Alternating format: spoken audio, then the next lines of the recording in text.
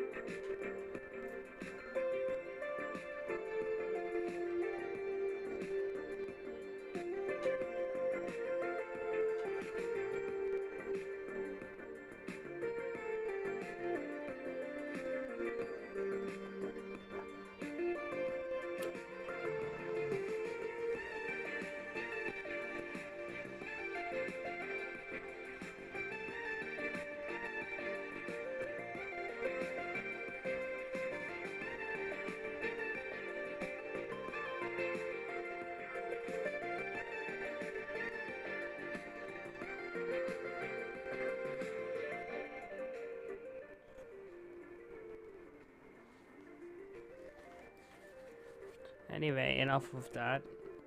But okay, let me just get comfortable again. Okay, so where were we? We were talking about gas prices, right?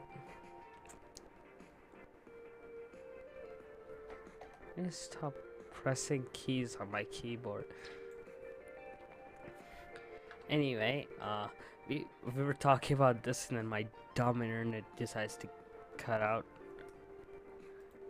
Did it cut out again? I can't hear myself.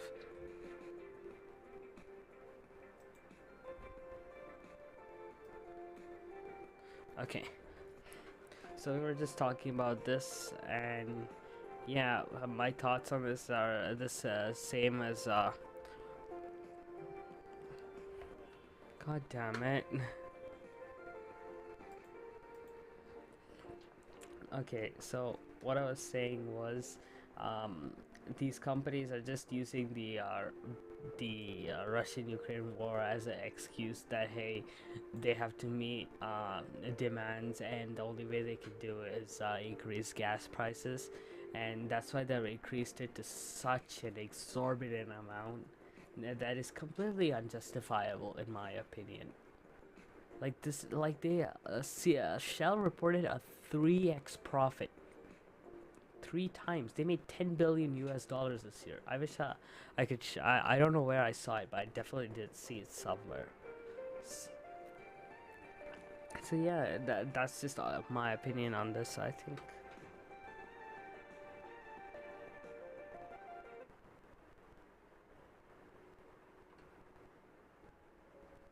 Okay, yeah, so we're done talking about this, and I think not much is left. Oh yeah, we do have to talk about this and this, and then that's it. We can move on to a lot more. So anyway, our next topic is about the Nigerian. Yeah, again, it's a gun violence incident. I don't really like talking about of this, but in Nigeria, there was an attack on a Catholic church that left 50 people dead, and this is just an article explaining that. It's by CNN. And once again, this article will be in the description for you guys to read it and share it. So yeah, mass shooting at Nigeria, church killed dozens, says local lawmaker. Where is a church in southwestern? Oh, get out! No, you're not getting free ads. You should pay me to look at your ads. A church in southwest Nigeria became the site of an attack on Sunday, according to local lawmakers. Attacks stormed into the city of.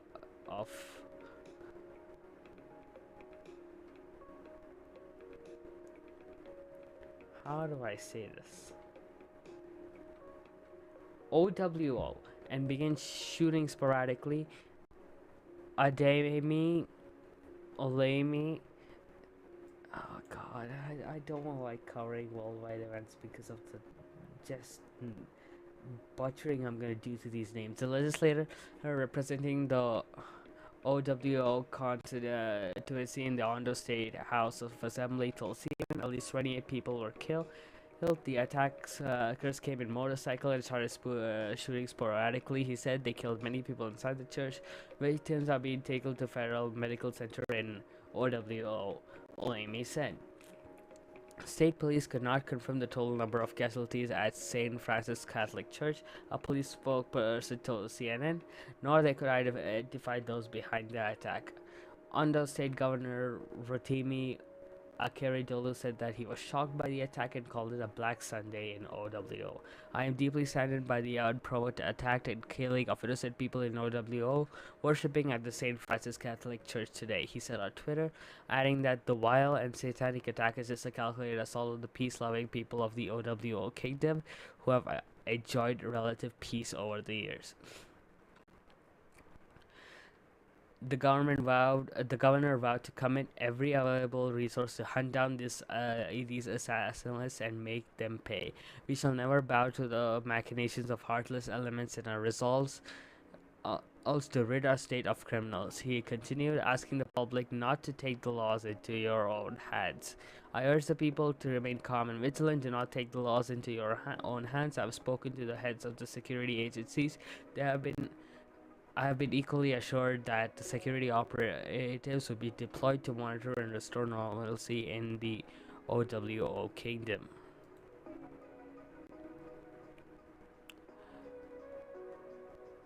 So here is where I had say a little bit southwest Nigeria. Lethal attacks by motorbike riding gangs are rare in southwest Nigeria. Such attacks are more widespread in swaths of the country's north, which is broadly under siege by Boko Haram terrorists and marauding gunmen known locally as bandits. The OWO church attack, I just said it.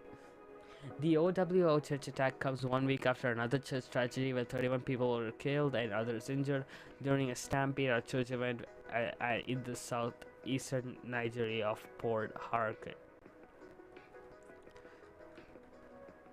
Okay, is there an update to this? Because this was on June 6th. It's been 2 days. Nigeria. Yeah, of course, it's one of the highlights, but anyway, gunmen, this is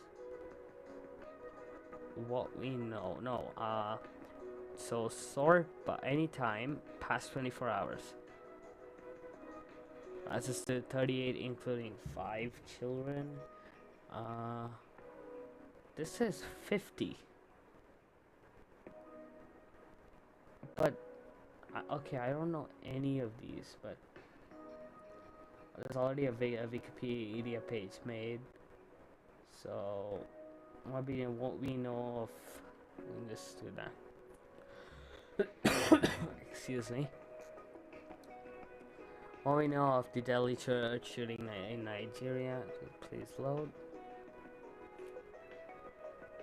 That's it. Oh, it's a radio. Okay, I should have known that.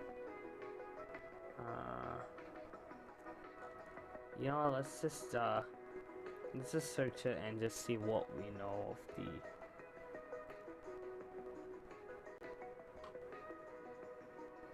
That's the same.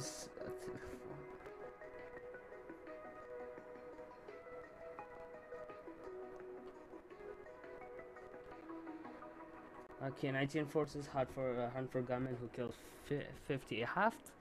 Half of them say 50, half of them say 38. There's conflicting information here. Oh God. Oh no, why did they show that? Oh God, I gotta blur that in post. The gunmen who killed the 50 people at the Catholic Church in southwestern Nigeria opened fire on worshippers both inside and outside the building in a coordinated attack before escaping the scenes, authorities and witnesses said on Monday. Actually, I forgot to update the title. 1 second. It's 12:55. We have an hour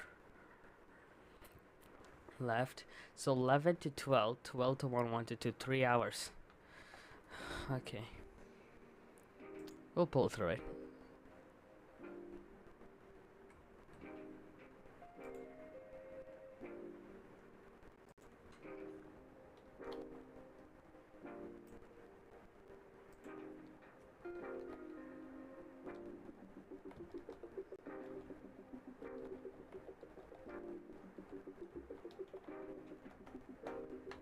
I'm not putting shooting or any final form of violence or anything that might, you know, get my video shadow ban. I get this live stream shadow ban.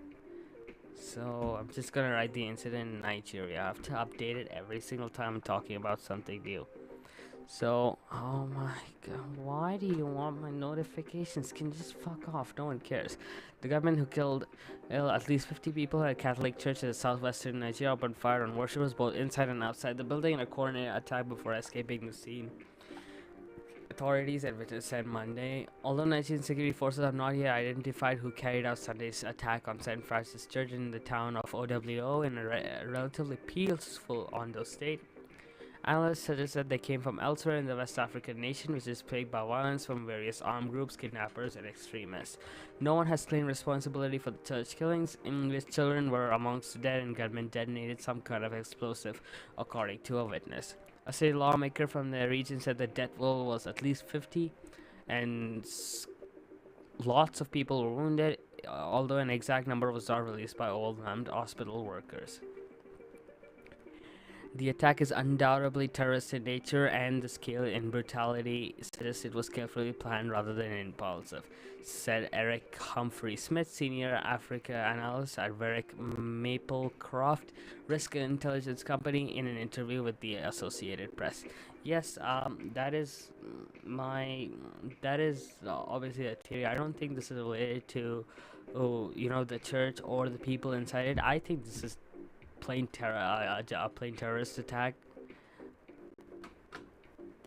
That's just what I think of it. And yeah, Vice President Yemi Osinbajo and other government officials visited the church on Monday. A day later, he pledged that we will keep standing against evil and Nigeria will win. Nigeria, which is Africa's most populous country with 206 million people. That's more than... Yeah, I think that's more than Japan and the UK has 250. Has grappled for over a decade with insurgency in the northeast by Islamic extremists, rebels of Boko. I don't think I can say that word, but and its offshoot, the Islamic State West Africa province. The extremists who have killed more than 35,000 people by a UN count are fighting to establish Sharia law and to stop Western education. So Sharia law, if you don't know what it is, it's a set of laws implemented in countries that are governed by Islamic people or Muslims. Basically, an Islamic country, they have these laws that are in agreement to their beliefs, in agreement to what their religion believes in and what the leaders of the religion believed in. That is Sharia law. Afghanistan follows this. I think Saudi Arabia follows this. Pakistan follows this. Afghanistan follows this. Mainly, most of the Middle Eastern countries does follow this, and some Indonesian countries also do follow this. Onto, however, has been considered one of the safer states in the country. Sunday, Advale, who works in a palace of the local chief, said the gunmen used the element of surprise to their advantage. Everybody felt relaxed and had gone to church. Within 13 minutes, they did what they wanted and went away. How long is this article? This article is pretty long. But yeah, this is just basically all the people, all the Nigerian people, various lawmakers, various people of the press, the governors, all of them giving their responses. You can obviously read this. I'll have this article linked in the description below. So yeah, that's the end of the article and the end of the story. My thoughts: I think this is done purely for terrorism. I don't think it has anything to do with the church or the people inside it. This was just an act of terrorism, which is unfortunate, that so many people had to die just because of well, the media is trying to portray it as Islamic and extremists from the north. It could be anyone. It could be someone from the state that I forgot the name of. Uh, what was the name of the state? It Ondo, yeah, Ondo, or it could have been in the town of OWO. Who knows? It is definitely an act of terrorism. Investigations are currently going on, and yeah, they definitely want people, someone to pay the price, and they might. So yeah, those are just my thoughts on the situation. I will have this article linked in the description below. This is from News Observer. So yeah, let's move on to this. Moderna's new vaccine booster is proven to be better at fighting against the Omicron variant of COVID-19. So there have been a little bit of case presence in the United States once again for like the 13th time. And there is now a new vaccine booster by the drug company Moderna, and it is proven to be better at fighting against the Omicron variant of COVID-19. So this article is written by the North Public Region. I don't know what it stands for, but NPR. And yeah, once again, I'll have this article linked in the description.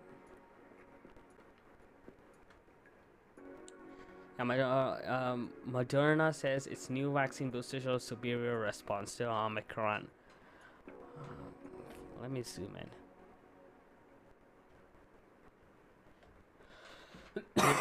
Excuse me. Anyway, Moderna says its new vaccine candidate, which fights both the original COVID-19 strain and the now dominant Omicron variant, shows a superior neutralizing antibody response against the against the coronavirus compared to its original vaccine. The bivalent, so bi stands for two, so two-valent vaccine means it target two different antigens. Oh, I could have just read that. Is Moderna's leading candidate to have an effective booster ready for the fall of 2022. So fall of 2022 is what, September, October? The company said, we are submitting our preliminary data and analysis to the regulators with the hope that the Omicron containing bivalent booster will be available in the late summer, Moderna CEO Stefan Bancel said in a news release. A yearly COVID-19 booster is possible, Moderna says. Oh wait, I didn't elaborate. So this is a vaccine booster. It's a booster shot. It'll be not as powerful as the vaccine, but it'll definitely help your body in preparation and help fight off COVID-19. I think there have been vaccine boosters before, or not just in the United States, but all throughout the world. In India, there is definitely one going on that I have taken. I'm triple vaxxed. Because of the higher antibody response seen with the new vaccine candidate, Moderna predicts that the people who get the booster will have protection that is more durable over time against Omicron compared to the original Moderna vaccine.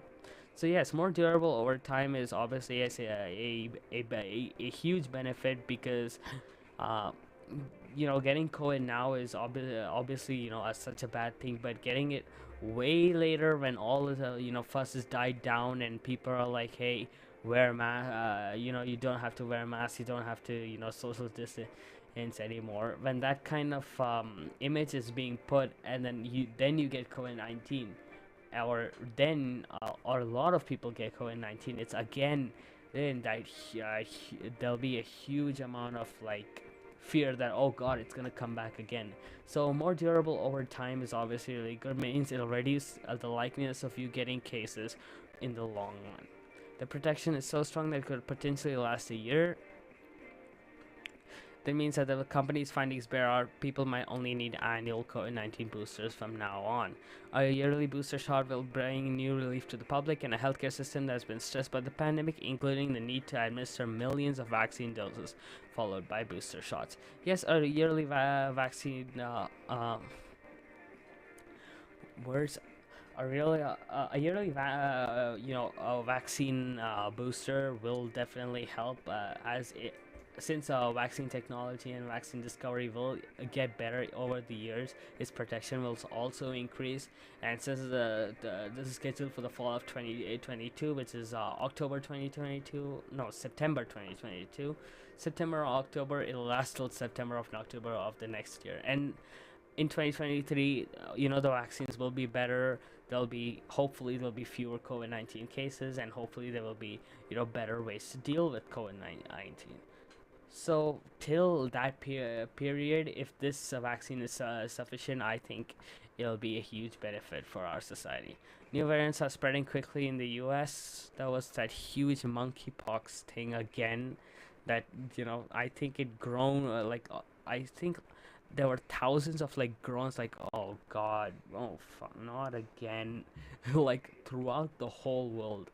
Like I remember people being like so pissed off that of like, oh god, there's something else. Anyway, the COVID-19 has presented a moving target to immunologists as new variants and strains quickly replace one another.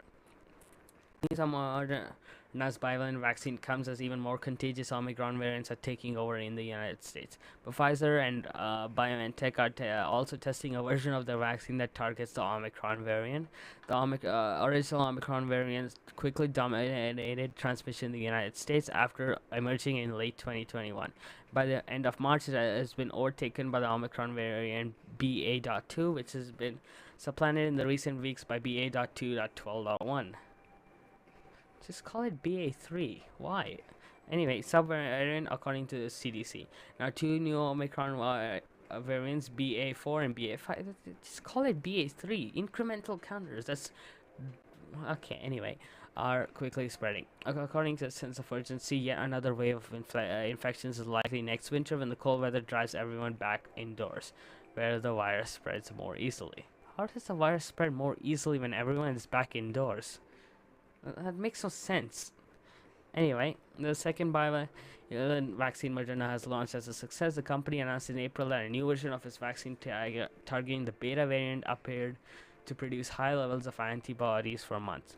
Some experts call those results a proof of principle, while others say they need to see more data of the bivalent approach's benefits. And that is the end of the article. Thoughts? Yeah, I really hope this vaccine suffices. If it's a yearly dose, I hope it suffices until the fall of 2023. And then that vaccine will hopefully be better. The technology to deal with COVID-19 will be better, and hopefully COVID-19 cases will be less, so this vaccine can be more effective. So till the fall of 2023, if this vaccine is sufficient, it'll be a huge benefit for the United States. So anyway, that is it for the Google News section of this. Now it's time to move on to a different section.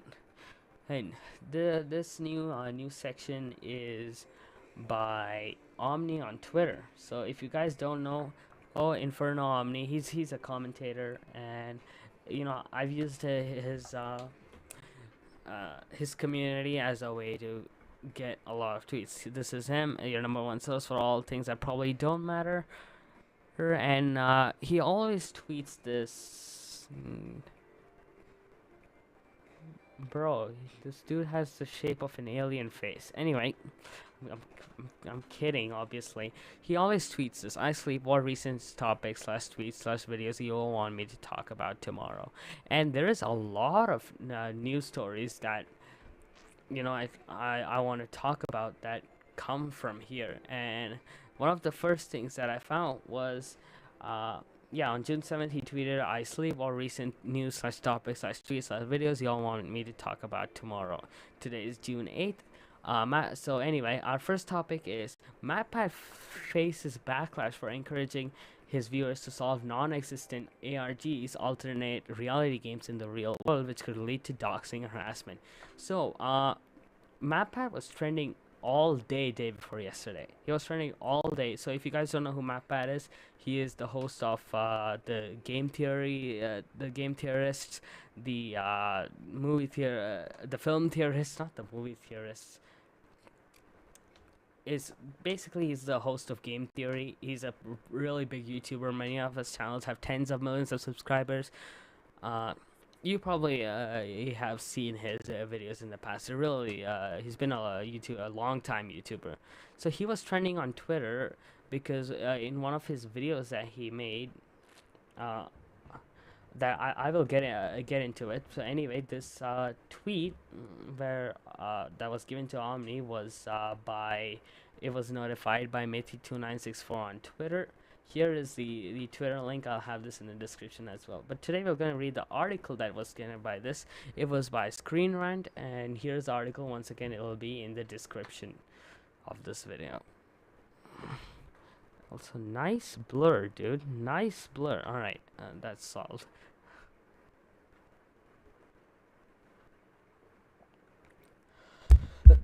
Oh god, I didn't mean to do that.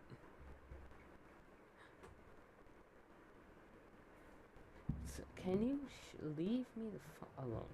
Anyway, Matpat's new Five Nights at Freddy's theory leads to doxing concerns. Let me zoom in.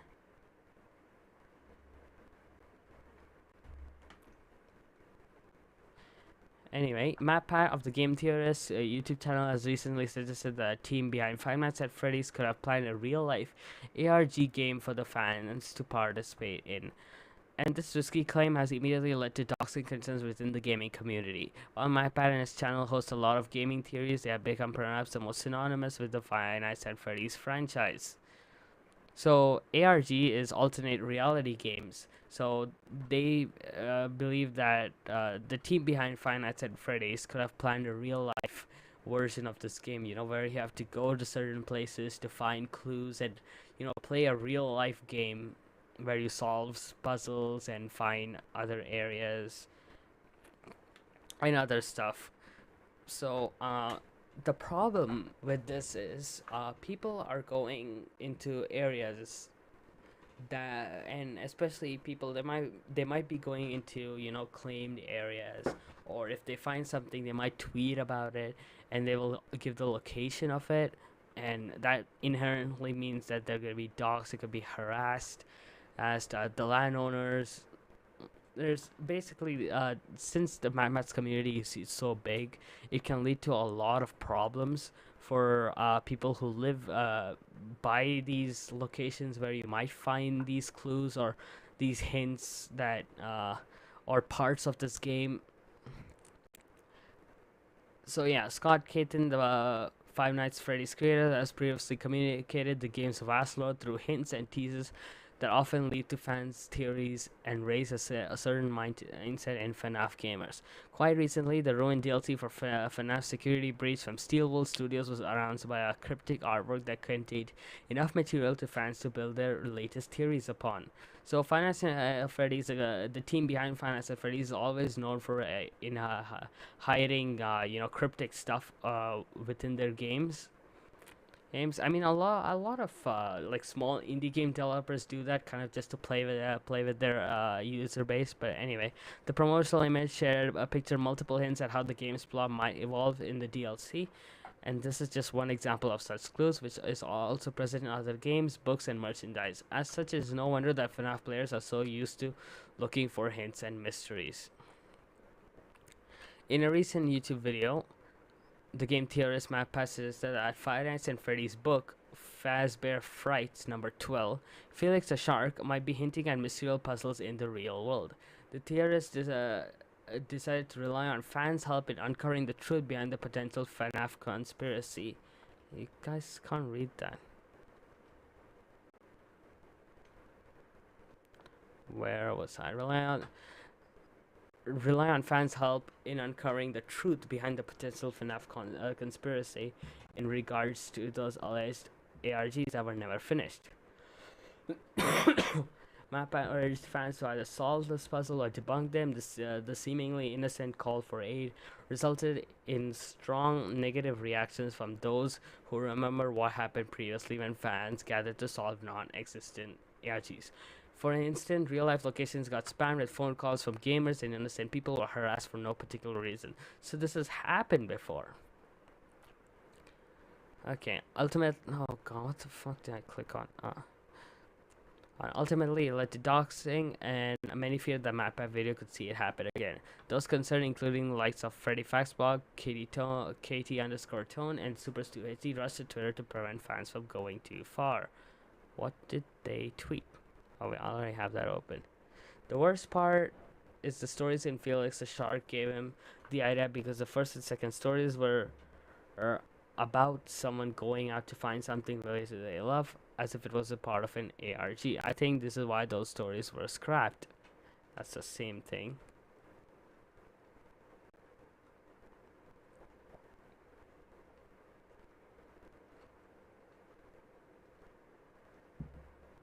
KT Tone tweeted,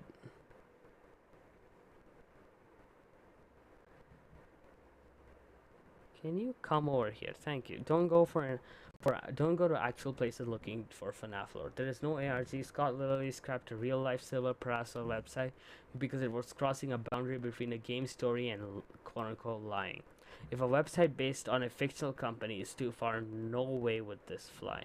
After all, there's a flat line between crafting an in-game story and just outwardly lying about something. I didn't want to cross that line, so I think this is by the developer."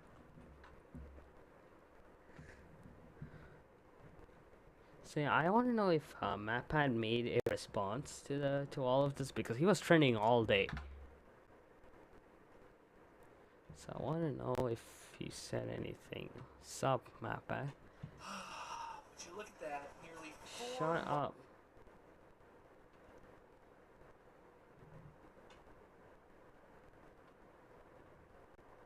Oh, I don't.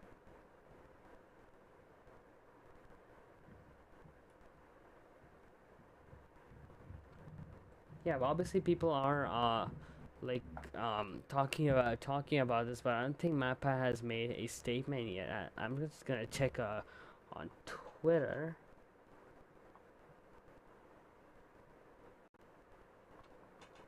Where are you, Mr. Matpat?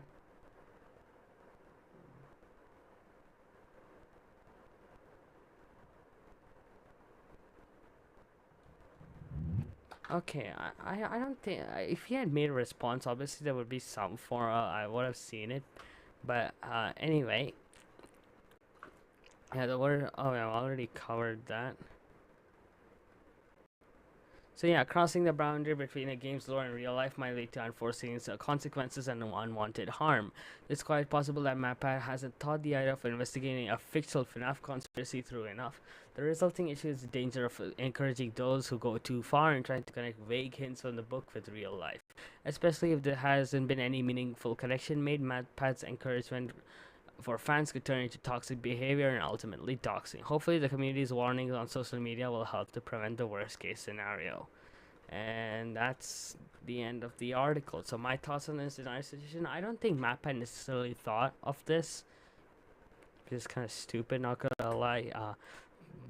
Especially with the platform that he has, he should definitely think. But I can get the fact of why he didn't think that people are going to go to such extents, inherently dox people. But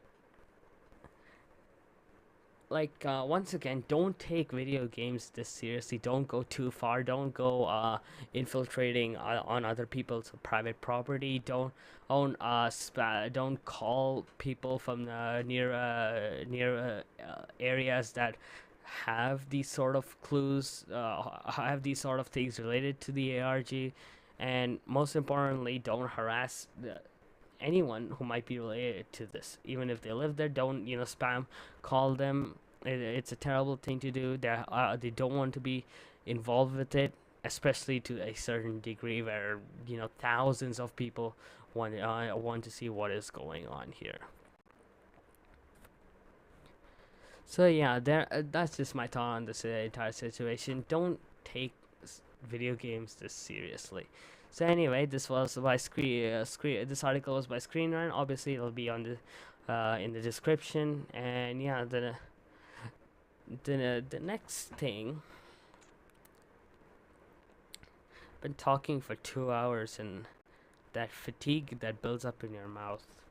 I thought you could like solve it by by drinking water. Maybe you can. I'll go drink more water and I'll come back.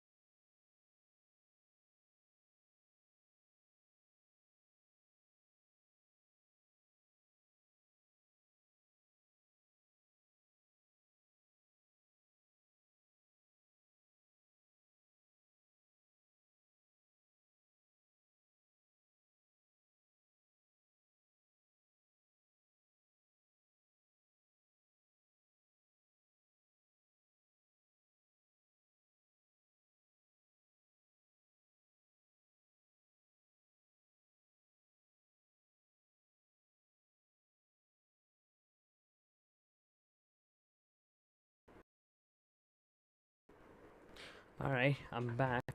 And no, it hasn't improved my fatigue at all. I literally drank half a bottle of water and I still feel like shit.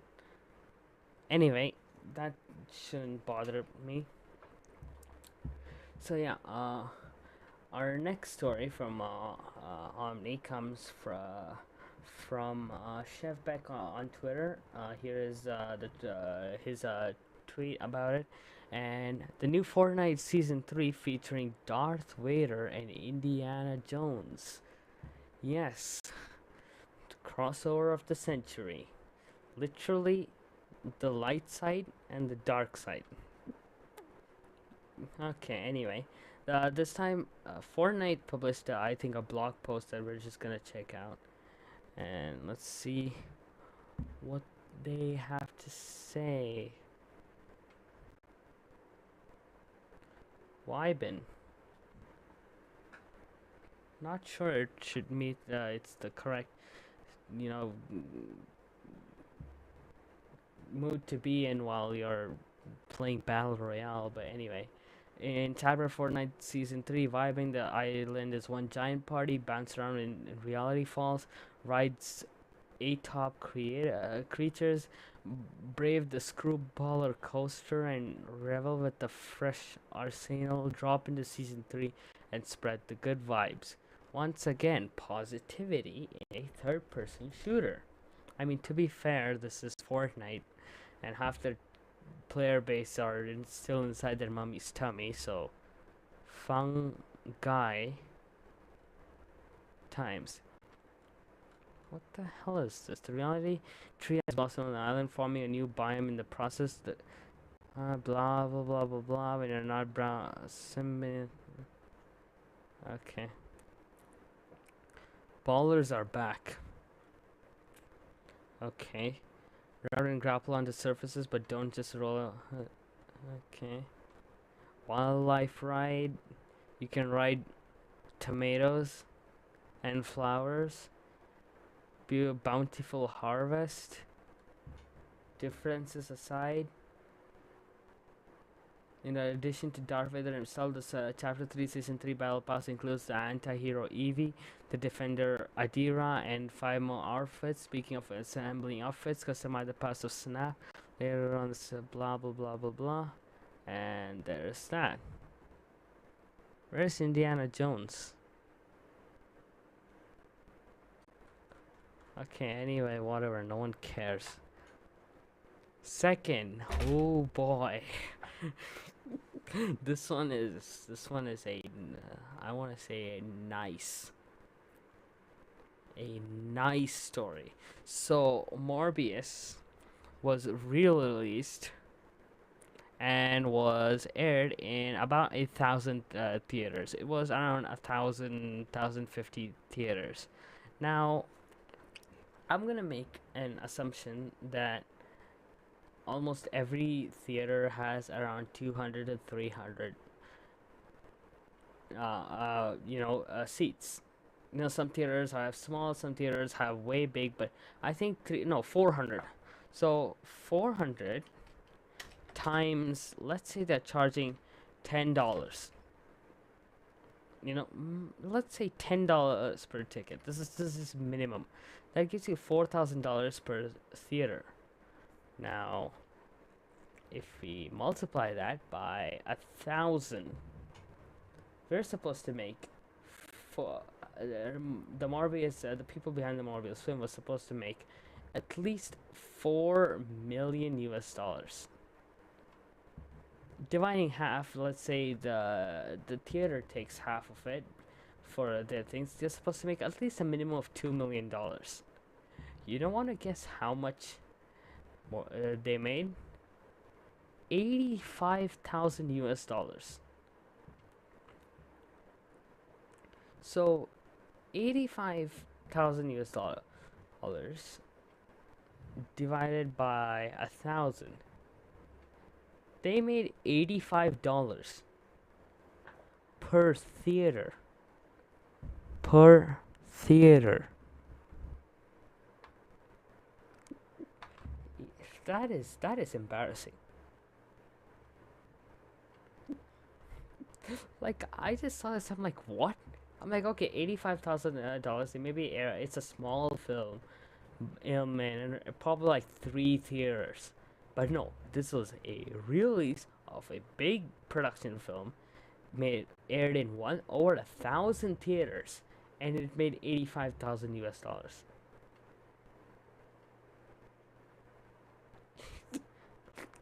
What?